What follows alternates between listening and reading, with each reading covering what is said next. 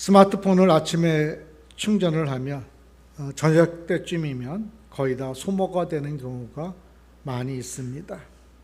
그렇다고 소모된 상태로 내일 그대로 쓰는 경우는 없지요. 늘 재충전을 합니다. 그것도 충만하게. 하루 중에도 소모가 많으면 또 어떻게 해야 되죠? 재충전해야 합니다.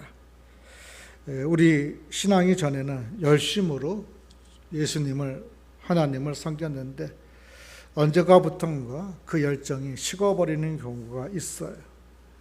그런데 문제는 스마트폰처럼 신앙의 열정을 위해 재충전하지 않고 방전된 상태로 삶을 살아갈 때가 많다는 것입니다.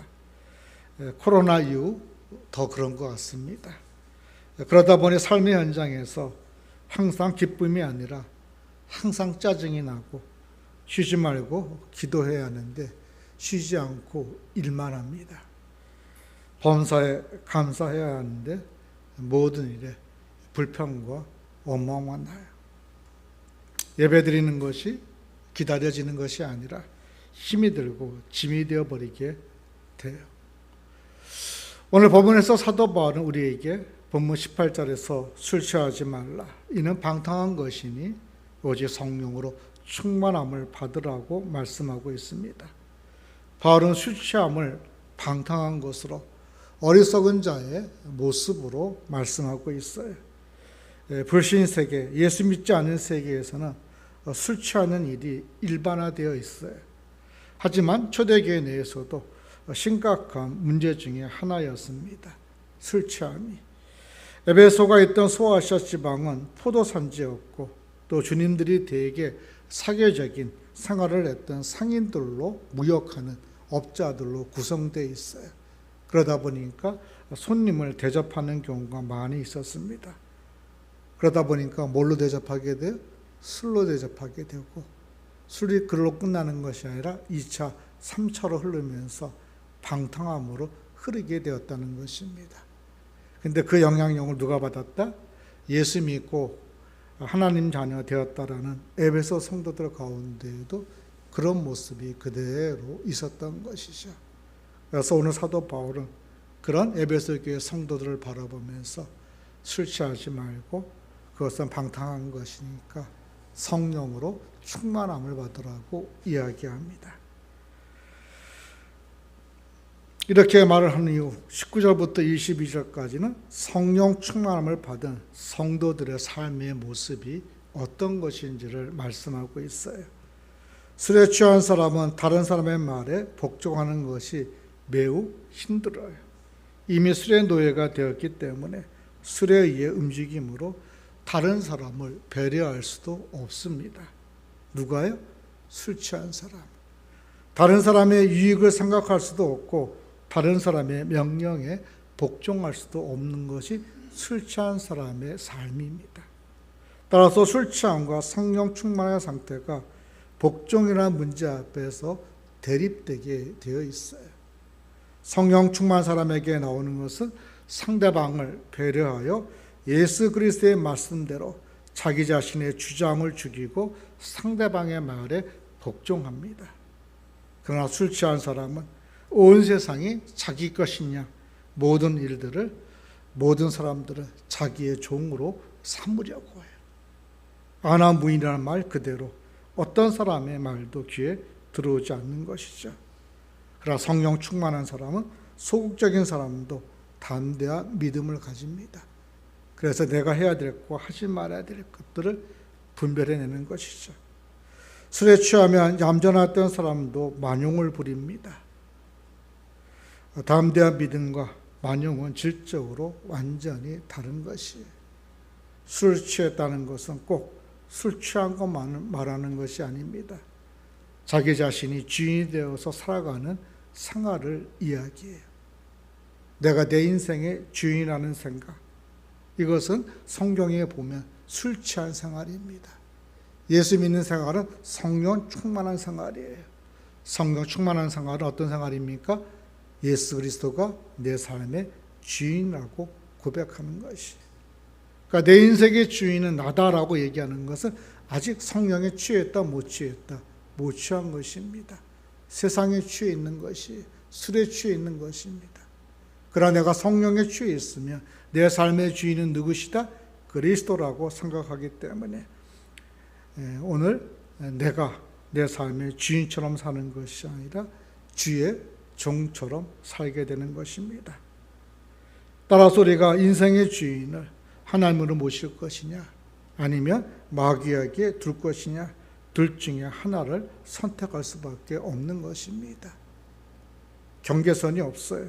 중간 상태가 없습니다. 우리가 예수의 종이 되든지 마귀의 종이 되든지 둘 중에 하나라고 성경이 말씀하고 있는 것입니다. 우리가 예수 그리스도를 믿고 일상생활하는 데 있어서 우리의 삶이 분명할 필요가 있습니다. 세상 속에 살면서도 우리가 세상에 속하지 않은 성령의 이끄심대로 살아가는 삶을 사는 자임을 보여줄 필요가 있는 것이죠. 그러려면 우리가 일상에서 성령 충만한 삶을 살아야 돼요. 그런 성령 충만할 때 우리의 삶은 어떤 모습일까요? 오늘 본문을 통해서 함께 살펴보기를 원합니다. 성령 충만할 때 우리의 삶의 모습이 어떻게 되는지. 어제 성령으로 충만할 때 우리는 첫째, 항상 찬송합니다. 본문 19절입니다. 함께 읽겠습니다. 시와 찬송과 신령한 노래들로 서로 화답하며 너희의 마음으로 주께 노래하며 찬송하며. 성령으로 충만할 때 우리는 시와 찬송과 신령한 노래들로 서로 화답한다라고 말씀하고 있어요. 이것은 성령 안에서 사는 성도들의 아름다운 생활의 모습을 말해주고 있는 것입니다. 시와 찬송과 신령한 노래가 있는 가정을 한번 생각해 보십시오. 시와 찬송과 신령한 노래들로 화답하는 교회 공동체를 보십시오. 얼마나 아름답습니까? 성경관에도 아름답지 않습니까? 앞에서 우리 김정화 권사님이 찬양 인도하시면서 찬양할 때 우리는 앉아서 어떻게 했습니까? 함께 찬양하면서 서로 화답하고 있는 거예요. 그 모습이 얼마나 아름답습니까? 찬양하는 사람의 모습을 통해서 우리가 주님을 만날 수 있고, 또 찬양하는 성도들을 보면서 또 우리가 주님을 만날 때 그 기쁨과 그 감사라는 것은 말로 표현할 수가 없는 것이죠. 이것은 경험해 보지 못한 사람은 알 수가 없습니다. 경험한 자만이 아는 것이죠. 우리 가정의 가족들 사이에도 그대로 적용되는 말씀입니다. 우리 교회 성도들 사이에도 그대로 적용되는 말씀이에요. 시와 찬송과 신령한 노래들로 서로 화답하는 삶. 너무 아름답지 않습니까? 가정에서, 교회에서 모일 때마다. 더 나아가 이 화답은 성도 사이의 화답으로 끝나지 않습니다. 마음으로 주께 노래하며 찬송하게 된다는 것입니다. 주를 향한 뭘로? 찬송으로, 노래로 바뀌게 된다는 것이죠. 찬송은 자기 자신의 만족을 위해서 부르는 것이 아닙니다. 인기를 얻기 위해서 부르는 것도 아니에요. 서로 화답하여 주께 찬송 드리기 위해서 하는 것이 찬양이요 찬송인 것입니다. 근데 요즘 조금 바뀌어가지고 인기를 얻으려고 해요. 돈을 벌려고 해요. 참 안타깝습니다. 안타까운 그것이 용인되는 사회가 되었다는 것이에요. 우리는 세상을 향하여 찬송을 부르는 것이 아닙니다. 구원받은 자들이 하나님께 전심으로 그 은혜에 감사하여 찬양드리는 것이에요. 사도 바울은 에베소서 1장 4절로 6절에서 우리가 하나님께 찬송해야 할 이유를 이렇게 말하고 있습니다. 우리 에베소서 1장 4절로 6절 함께 찾아보시겠습니다. 신약 309쪽입니다. 309쪽에 보면 바울은 이렇게 얘기합니다. 4절 6절 말씀을 교독하시겠습니다. 그 창세전에 그리스도 안에서 우리를 택하사 우리로 사랑 안에서 그의 앞에 거룩하고 흠이 없게 하시려고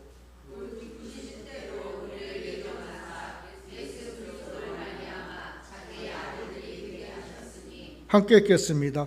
이는 그의 사랑하시는 자 안에서 우리에게 거저 주시는 바 그의 은혜의 영광을 찬미하게 하려 하는 것이라.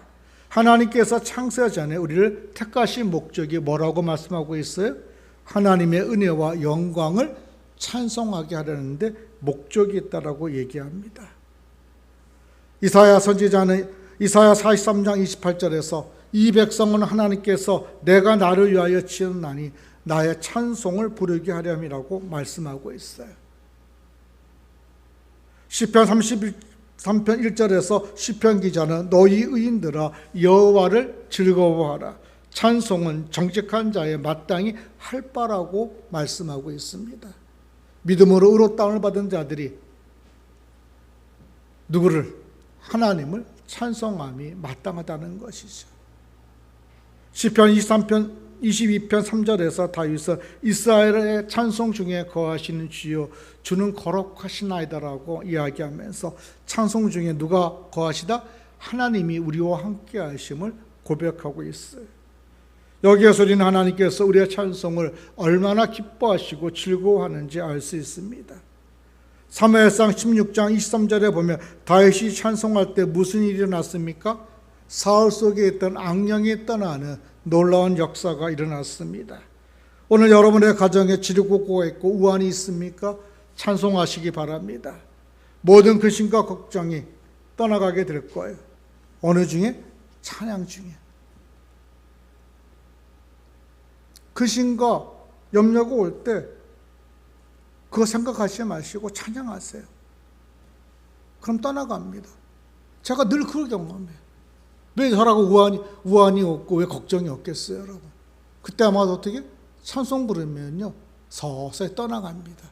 마음에 뭐가? 오히려 감사가 오고 여유가 와요. 그러니까 연유와 근심이 올 때 우리가 할 일은 딱 한 가지입니다. 찬송하는 거예요. 그러면 모든 근심과 걱정, 원수 마귀가 물러가게 되는 것이죠. 사도행전 16장 22절로 26절에서 바울과 실라가 복음을 전하다가 어떻게 하죠? 감옥에 들어갑니다. 그 장면에서 어떤 장면이 나오냐면 이렇게 나옵니다. 무리가 일제에 일어나 고발하니 상관들이 옷을 찢어 벗기고 매로 치라 하며 많이 친 후에 옥에 가두고 간수에게 명령하여 든든히 지키라 하니 그가 이러한 명령을 받아 그들을 깊은 옥에 가두고 그 발을 차고에 든든히 채웠더니 한밤중에 바울과 실라가 기도하고 하나님을 찬송하며 죄수들이 듣더라. 이에 갑자기 큰 지진이 나서 옥토가 움직이고 문이 곧 다 열리며 메인 모든 사람이 메인 것이 다 벗어지더라고 기록하고 있어요. 심하게 매를 맞아 몸도 아프고 피곤하고 배도 고프고 더구나 주의 일을 하다가 감옥에 잡혀 들어갔지만 바울과 실라가 불평하고 원망하지 않고 오히려 어떻게 합니까? 기도하고 찬양했어요. 고난 중에 기도하고 찬양하는 성도를 보는 하나님 마음은 어떨까요, 여러분? 그건 아무나 할 수 있는 게 아니잖아요.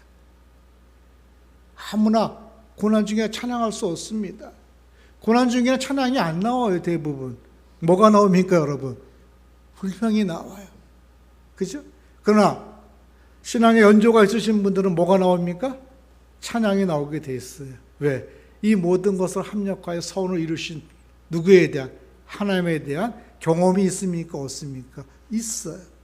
그것 때문에 우리가 아까 참고 기다리라고 얘기합니다. 근데 당사자는 짜증납니까? 짜증 안 납니까? 짜증나요. 나는 지금 힘든데. 근데 어떡합니까? 내가 하나님이 아니니까 어떻게 기다리라고 말밖에 할 수 없는 거죠. 그때 우리가 할 수 있는 것이 뭡니까? 기도 외 찬양이라는 것이죠. 두 손 들고 찬양합니다. 오늘 감옥가에 갇혀있던 바울과 실라가 기도와 찬양을 통해서 옥문이 열리는 기적을 경험하고 또 바울이 전하는 복음을 듣고 빌립보 교회가 세워지는 놀라운 역사가 어디서 일어난 거예요? 감옥에서 일어난 거예요, 여러분. 감옥에서는 아무것도 일어날 수 없다고 생각하는 데잖아요. 근데 빌립보 교회가 어디서 시작이 됐어요? 감옥에서 시작된 거예요. 이게 성령의 역사예요, 여러분. 이게 사람의 생각과 하나님의 생각의 차이입니다. 우리는 어디서 일어나야 돼요, 여러분? 집에서 일어나야잖아요, 여러분. 아니면 해당에서 일어나든지. 근데 하나님께서는 감옥에서 역사하셨다는 거예요.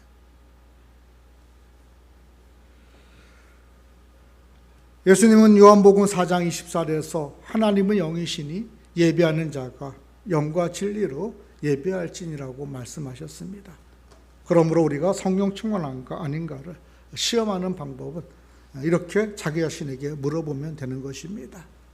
나는 찬양을 하고 있는가? 시와 찬미와 신령한 노래들로 가족들과 서로 화답하고 성도들과 화답하고 있는가? 주를 향한 노래가 있는가? 홀로 있을 때 특히 하나님을 찬양할 수 있기를 원합니다. 다른 사람들과 함께 하나님을 찬양하는 것도 기쁜 일이에요. 함께 모여 찬양할 수 있기를 원합니다. 전 목장교회가 모일 때마다 찬양할 수 있기를 원합니다. 되도록이게 많이 했으면 좋겠어요. 많이. 사적으로뿐만 아니라 공적으로도 우리가 찬양하는 것을 하나님께서 기뻐하십니다. 성령 충만함의 모습인 것이죠. 운전하실 때도 여러분들이 찬양할 수 있기를 원합니다. 유행가 가사 따라 부르지 마시고, 물론 뭐 유행가 가사도 부를 수 있어요. 뭐 그것이 나쁜 것이 아닙니다. 그러나 우리가 이왕이면 그 열정을 좀 찬양하는 데 쏟았으면 좋겠어요. 우리 집을 비롯해서 다른 집도 보면은 트로트 그냥 빠져가지고 그냥 난리가 나더라고요.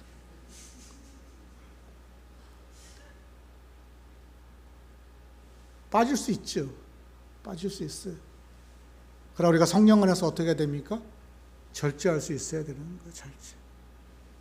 지금 우리가 무엇을 부를 때인가? 트로트 부르면서 지나가는 세월을 한탄할 때인가?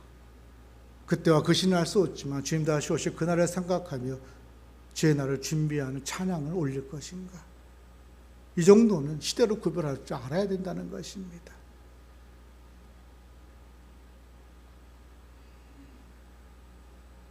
요한계시록 4장과 5장과 7장에 보면 천국에서 예배가 나옵니다. 천국에서 우리가 하나님 앞에 예배드리는 모습이 나오는데, 그때 나오는 모습이 뭐냐면 삼위일체 하나님을 찬양하는 모습이라는 것이죠. 천국에 가서 우리가 할 일이 뭡니까? 찬양하는 일이에요. 따라서 이 땅에서 찬양이 싫다면 천국 가면 어떻게 돼요? 안 돼요. 그분 지옥 가야 됩니다. 지옥에는 찬양이 없지만 천국에는 찬양이 있어요. 그런데 찬양을 싫어하는 사람이 천국 가버리면 어떻게 됩니까? 맨날 찬양하게 되면 찬양할 때마다 뭐가 돼요? 지옥에 오는 거죠. 이 땅에서도 가끔 보면 찬양할 때 안 들어오신 분들이 있습니다. 예배의 자리에. 찬양 다 끝나고 들어오시는 분들이 있어요. 물론 일 때문에 그럴 수도 있습니다. 그러나 그것이 일상적으로 반복되어진다면 생각해 봐야 되는 것이죠. 예배도 늦을 수가 있습니다. 그죠? 있어요. 있다. 그런데 그것이 습관이 되어버리면 어떻게 됩니까? 안 되는 것입니다. 내가 하고 있는 삶의 모습이 습관화되어서 일상화되어 있다면 생각해 봐야 됩니다. 성령 충만한 자로서 내가 이렇게 살아야 되는 것인가? 그런 면에 있어서 우리가 찬양의 자리에 주인공들이 될 수 있기를 주의 이름으로 축원합니다. 어제 성령으로 충만할 때 우리는 둘째, 항상 감사합니다. 본문 20절입니다. 범사의 우리 주 예수 그리스도의 이름으로 항상 아버지 하나님께 감사하며. 성령 충만한 그리스도인은 일상에서 하나님이 만들어 가시는 하나님의 은혜들을 보게 돼요.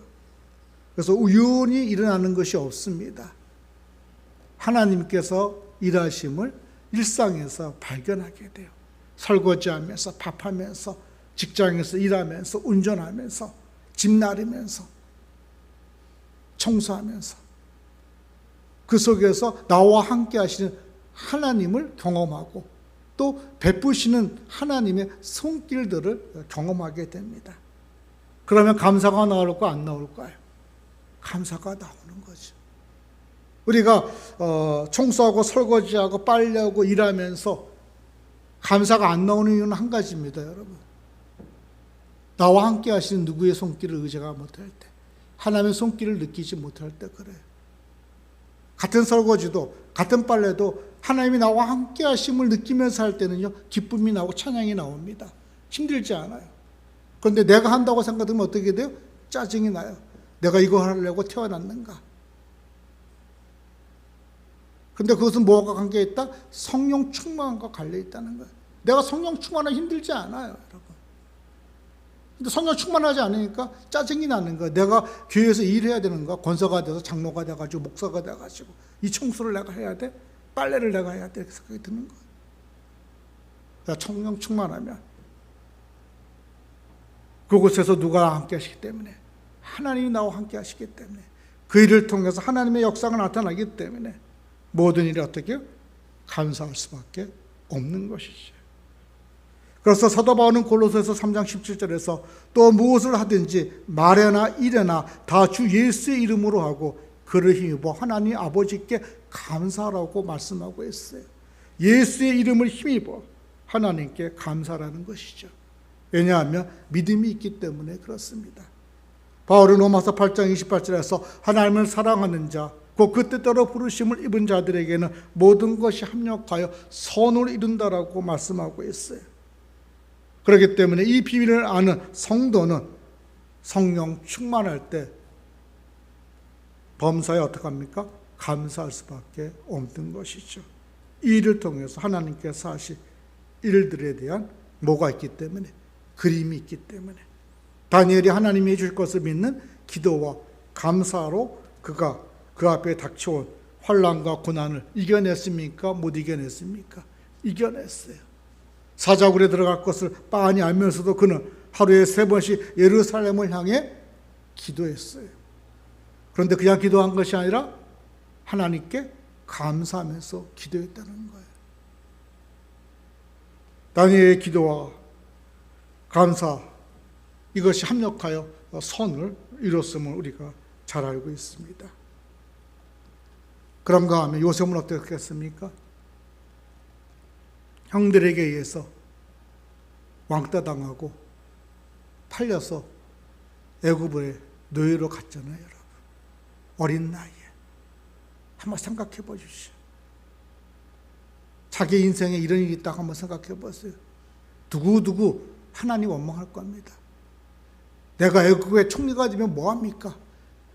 형들한테 버림받아가지고 노예로 팔려가지고 내가 보디발의 집에 가가지고 고생한 거 생각하면 내가 나중에 애굽의 총리 문제지 그 과정까지 가는 길이 얼마나 험난했어요, 여러분. 그럼에도 불구하고 그가 하나님이 함께 하심을 믿었기에 어떻게 합니까? 원망하지 않고 불평하지 않고 자기 형들을 만났을 때 뭐라 합니까? 다 하나님의 계획 속에 이루어진 것이라고 얘기하면서 오히려 형들을 유혹해요.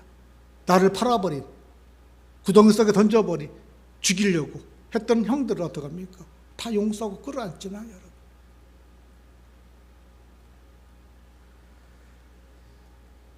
예수 그리스도 이름으로 범사에 감사하는 우리 모두가 될 수 있기를 원합니다. 때때로 원치 않은 일을 당할 때 의심하고 불평할 수 있습니다. 또 내 힘으로 뭔가를 하려고 몸부림치게 돼요. 그러나 중요한 것은 우리가 그때 하나님 앞에 기도하면서 감사하는 것입니다. 가족을, 세상을 변화시키려 하지 마시고 내가 변해야 돼요. 지금 하고 있는 일에 감사할 수 있기를 원합니다. 지금 바로 이 순간을 감사할 수 있기를 원합니다. 하나님이 복을 주실 수 있게 예수 그리스도의 이름으로 힘입어 여러분이 범사에 감사할 수 있기를 원합니다. 영성학자인 게리 토마스는 감사는 안전벨트와 같다라고 이야기했습니다. 안전벨트, 시트벨트. 평소에는 그 필요성을 모르지만 위기 때 우리의 목숨을, 생명을 구해주는 것이 안전벨트 아닙니까, 여러분? 그런 것처럼 영적인 안전벨트인 예수의 이름으로 우리가 범사에 감사할 때 우리가 하나님의 은혜를 풍성히 경험하는 기회가 열린다는 것입니다. 원망과 불평의 자리가 감사의 자리로 바뀔 때 우리는 하나님의 놀라운 역사들을 경험하는 기회가 돼요. 그래서 오늘 내게 이 고난과 이 환난을 주신 이유가 무엇인지를 발견하는 것이 중요해요. 여러분 본죽 아시죠? 본죽 모르십니까? 저는 죽을 좋아해서 본죽 잘 먹는데 본죽 음식점이 있는데 하나님을 잘 믿는 분이 하시는 프랜차이즈 업체입니다. 요즘 선교사들에게 게스트하우스를 무료로 제공해 준 회사로 인기가 있어요. 본죽의 창업자인 최복의 권사님이 남편이 IMF 때 사업 실패로 빚을 지고 우울증으로 치료까지 받았습니다. IMF 때 그때 너나 할 것이 다 어려웠으니까요. 먹고 살아야 하니까 최복 권사님이 호떡 장사를 했대요. 그러면서 하나님 앞에 기도하기를 제게 복을 주시면 베풀고 나누며 살겠다라고. 그런데 성령께서 이런 말씀을 하시더래요. 민수기 14장 28절 말씀. 너희 말이 내 귀에 들린 대로 내가 너희에게 행하겠다고. 그래서 아멘 했대. 그런데 남편의 계속되는 실패 아픈 몸에 자기는 원망과 불평밖에 나올 것이 없다라는 거죠. 그래서 회개하고 감사의 말, 축복하는 말 하기로 마음을 바꿨답니다. 마음에 있는 것이 예수님께서 밖으로 나온다고 하셨잖아요, 여러분. 여러분 마음속에 원망과 불평이 있으면 그것을 반드시 해결됩니다. 근데 그걸 누가 들어요? 하나님이 들어요. 근데 최복기 권사님은 그때 깨달았다는 것이죠. 감사하자. 그럼에도 불구하고. 그래서 하나님의 말씀을 성경을 읽으면서 또 말씀을 들으면서 하나님 앞에 찬양하고 기도하고 감사했대요. 그래서 오늘의 본죽이 되었다는 것입니다.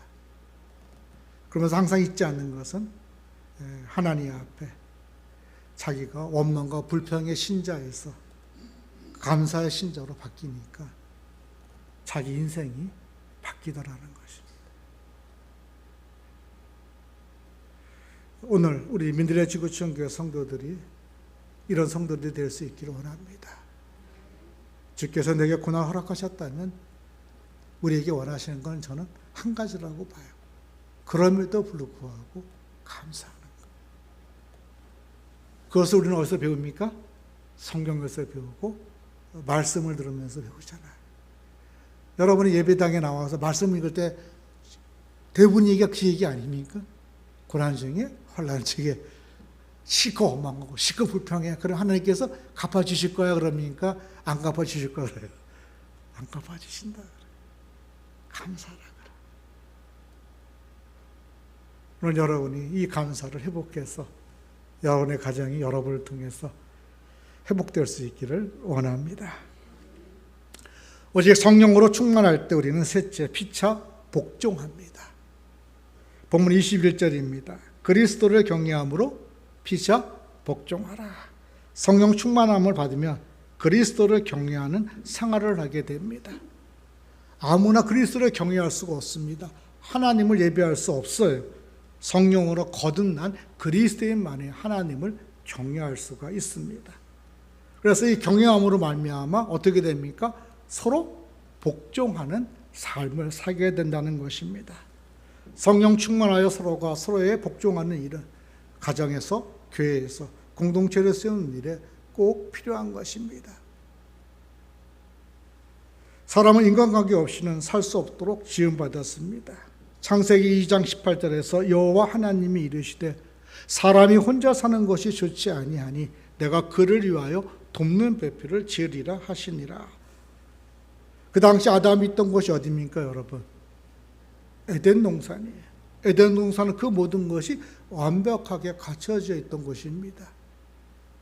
그럼에도 불구하고 채워지지 않은 아담의 마음에 공허한 영역이 있었어요. 그것은 사람과 사람의 관계 안에서 채워지고 만족되어지는 영역이었습니다. 이렇게 소중한 것이 사람의 관계인데 안타깝게도 아담과 하와의 타락으로 이 관계가 깨어져 버렸어요.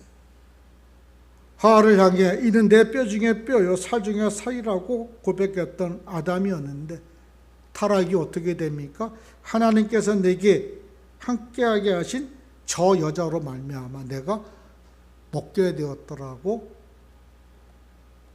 선악과의 문제를 누구에게? 자기 아내 하와에게 돌리고 핑계를 댑니다. 아름다웠던 부부 관계가 하루아침에 자기 변명과 책임 전가로 처참하게 깨져버린 것이죠. 이어서 창세기 4장에 나오는 가인과 아벨의 경우도 그렇습니다. 형이 동생을 질투하게 되어서 어떻게 해요? 안타깝게도 최초의 살인사건이 아담의 집안에서 일어났어요. 형이 누구를 죽였어요? 아우를 죽인 사건. 형제지간에 일어났습니다. 이처럼 인간관계는 죄로 인한 여러 가지 갈등과 문제로 인해 힘들거나 깨지는 경우가 있어요. 그 이유는 세상에 대한 욕심 때문에 그렇습니다. 욕심. 이때 이렇게 깨어지고 망가진 인간관계를 치유하고 회복시키는 방법이 뭡니까? 성령 충만이에요. 깨어진 인간관계를 회복하는 것이 마인드 컨트롤이 아니에요, 여러분. 심리 상담이 아닙니다. 물론 그런 것들이 전혀 도움이 안 되는 것은 아니에요. 도움이 됩니다. 그러나 근본적으로는 해결하지 못해요. 어디로 가야 돼요? 성령 충만으로 가야 돼요.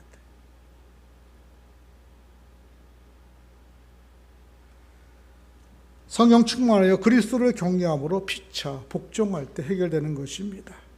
바울은 갈라디아서 5장 16절에서 내가 이르노니 너희는 성령을 따라 행하라 그리하면 육체의 욕심은 이루지 아니하리라고 말씀하고 있어요. 육체의 욕심을 이루지 않는 방법이 뭐냐고요? 성령을 따라 사는 삶임을 이야기하고 있습니다. 갈라디아서 5장 19절로 21절에서는 우리 안에 육체의 욕심들을 나열하면서 이것들이 모두 인간관계를 깨뜨리고 파괴하는 분쟁이요 시기요 분냄이요 분열이라고 바울은 얘기합니다. 이것들이 우리 삶에 드러나지 않는 방법은 바울은 오직 성령을 따라 충만함으로 행할 때라고 이야기하고 있습니다.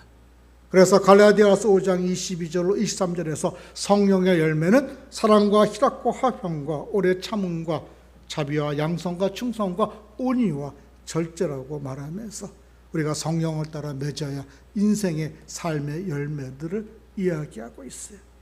이 열매들은 오늘 우리가 인간관계에서 가장 아름답게 인간관계를 맺기 위해서 우리에게 필요한 것들입니까? 아닙니까? 이것만 있으면 인간관계가 어떻게 되겠어요, 여러분? 문제가 없어요. 그러니까 인간관계의 문제는 근본적으로 내 안에 뭐가 있기 때문에 성령이 충만하지 않기 때문에 나타나는 현상인 거예요. 상대방이 성령 충만하지 않을지라도 내가 성령 충만하면 어떻게 돼요? 문제 해결되는 거죠.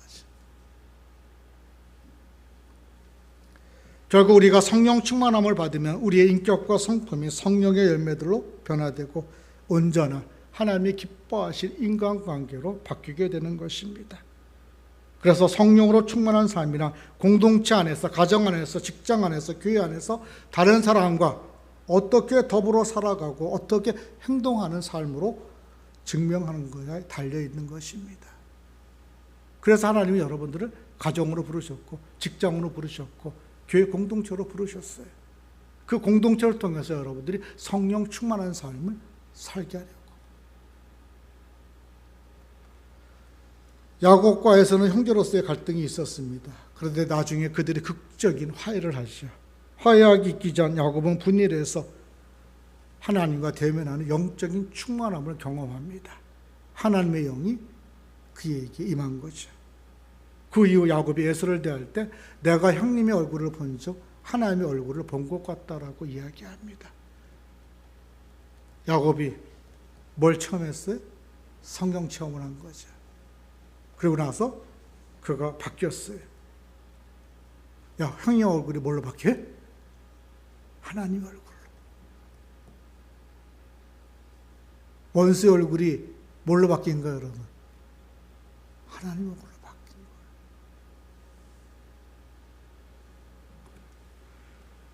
거예요. 야곱이 하나님과 대면하는 영적인 충만함을 겪고 나니까 야곱이 형을 바라보는 가치와 생각이 바뀌었어요, 안 바뀌었어요, 여러분?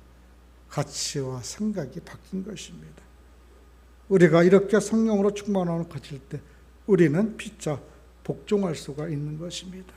그래서 사도 바울은 본문 5장 22절 24절에서 아내가 남편에게 대해 복종하기를 주께 하듯 하고 25절 30절에서는 남편이 아내를 사랑하고 주께서 교회를 주신같이 하라고 이야기하고 있는 것입니다. 주의해야 할 것은 아내는 남편에게 무조건 복종하고 남편은 무조건 아내를 사랑해야 한다라고 이분법적으로 생각하지 마십시오. 성령 충만한 남편과 아내는 누구를 경외함으로 그리스도를 경외함으로 피차 복종하고 사랑하는 거예요. 그런데 22절에 복종이라는 단어는 부정적인 인식을 줍니다. 그죠? 내 의지와 상관없이 싫든 좋든 굴복해야 하는 것처럼 들릴 수가 있어요. 왠지 복종하면 손해볼 것 같아 뭔가 억울한 감정이 듭니다. 그러나 21절에서 의미하는 복종은 그런 복종이 아닙니다. 내가 그리스도를 경외함으로 자발적으로 어떻게 한다? 복종하는 거예요. 굴욕적인 순종이 아닙니다. 그리스도를 경외함으로 하는 거예요. 그리스도를 경외. 사랑하는 여러분, 사랑은 감정입니다. 감정은 물이 아래로 흐르듯이 자연스러운 것이죠. 남편이 사랑스러우면 당연히 사랑하고 미우면 당연히 믿게 되는 것이 감정이에요. 그러다 싫은 감정이 사랑하는 감정으로 자연스럽게 나올 수 있을까요? 없을까요? 싫은데 자연스럽게 나오려면 엄청난 연기를 해야 됩니다. 저도 연기가 안 돼요. 싫으면 싫고 얼굴 표정 보면 다 나와요. 싫어하는지 좋아하는지. 물이 아래에서 위로 절대 흐를 수 없는 것처럼 감정에 변화시키는 것은 참으로 어렵고 힘든 것입니다. 그런데 물을 아래에서 위로 돌릴 수 있는 방법이 있습니까? 없습니까? 있죠. 농사 져보신 분은 아실 거예요. 뭐? 양수기. 양수기 있으면 아래에서 위로 올릴 수 있습니까? 없습니까? 올릴 수 있어요. 그죠? 그런 것처럼 오늘 우리의 감정, 양수기가 뭡니까? 성령이죠. 성령으로 충만하면 우리의 감정이 어떻게 될까요? 되겠죠? 성령의 능력으로 미운 감정이, 싫은 감정이 좋은 감정으로 바뀔 수가 있어요. 언제? 성령 충만할 때. 그 성령 충만은 어디까지는지는 모르겠어요. 그건 각자가 가야 되는 길이에요. 각자가 가야 되는 길. 며칠, 맨날 한계가 정해져 있는 것이 아니에요. 성령님을 의지하면서 꾸준하게 사랑의 양수기를 어떻게 돌려야 돼요. 평생 돌릴 수도 있습니다. 평생. 잠깐 돌리고 끝날 수도 있어요. 그건 모르겠어요. 그러나 우리에게는 누가 계시다? 성령이 계시다라는 거죠. 이 연습은 가치를 추구하는 사랑에서 가치를 부여하는 사랑으로 바뀔 때 가능한 것입니다. 무슨 말인가 하면 아내가 볼 때 남편이 사랑할 가치가 없습니다. 자꾸 실망만 하게 돼요. 그런데 내가 내 남편에 대해서 하나님이 내게 주신 귀한 남편이고 이 남편과 죽을 때까지 사랑하기로 결정하고 무엇보다 내게 있어서 세상에서 가장 가치 있는 존재라고 선언하는 것이 가치 부여예요. 사실은 안 그런데 가치를 부여하는 것입니다. 마치 여러분들 여러분은 아들, 특히 엄마 아들은 아들에 대해 가치 부여를 하잖아요. 얘는 커서 뭐가 될 거다? 의사가 될 거야. 변호사가 될 거야. 같이 부여하고 가잖아요. 아닌지 알면서도, 대통령이 안 된 거 알면서도, 그래, 너는 커서 뭐가 될 거야? 대통령이 될 거야. 어릴 때는 그러니까 우리 아이들에게 계속 같이 부여를 합니다. 그래서 아이가 그것을 꿀 수 있도록 해줘요. 근데 이 가치 부여를 결혼해서도 부부 간에, 배우자 간에 해야 됩니다. 한 남자가 한 여자가 만난 것은 완벽한 사람이 만난 것이 아니에요. 100% 마음에 들어서 만난 것이 아닙니다. 부족함이 있어요. 그것 때문에 내가 힘들 수 있고 아플 수 있습니다. 그럼에도 불구하고 우리들의 만남이 누구 안에서의 만남이다. 그리스도 안에서의 만남이요, 하나님 안에서의 만남이고, 하나님이 짝지어주신 것이라면 우리가 신뢰하는 하나님이 실패하시는 하나님입니까? 성공하시는 하나님입니까? 성공하시는 하나님이잖아요. 그 하나님이 언젠가는 나를 통해서 이 남편을, 나를 통해서 이 아내를 바꿔서 우리가 바라고 원하시는 아름다운 일들을 이루실 거라 하시는 소망을 가지면 할 수 있습니까? 할 수 없습니까? 할 수 있잖아요. 근데 그걸 포기하면 어떡합니까? 할 수가 없는 거예요. 근데 우리가 이걸 언제 합니까?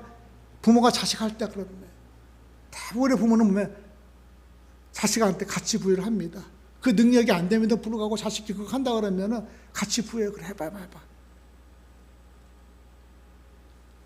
근데 누구한테는 안 돼요? 배우자한테는 안 됩니다.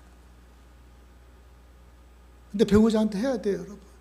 여러분 남편, 여러분 아내, 부족한 점이 있습니다. 그러나 하나님께서 이루실 것을 바라보면서 격려하고 사랑해야 돼요. 용서해야 됩니다. 하나님도 지금 그러고 있잖아요, 여러분. 우리를 7번씩 70번이라도 용서하시면서 어떡합니까? 예수 그리스도의 거룩한 자녀, 하나님의 백성 만드시기 위해서 몸들이 치고 있습니까? 없습니까? 치고 있잖아요. 그죠? 그렇다면 오늘 하나님께서 이 땅에서 짝지어준 내 배우자, 가족들을 위해서 내가 헌신하고 수고하는 것들이 헛된 것일까요? 헛된 것이 아닐까요? 결코 헛된 것이 아닙니다. 가치 있는 것이에요. 하나님께서 오늘 성령 충만한 우리를 통해서 우리의 가정이 회복되기를 원하시고 여러분의 일터가 회복되기를 원하는 거예요.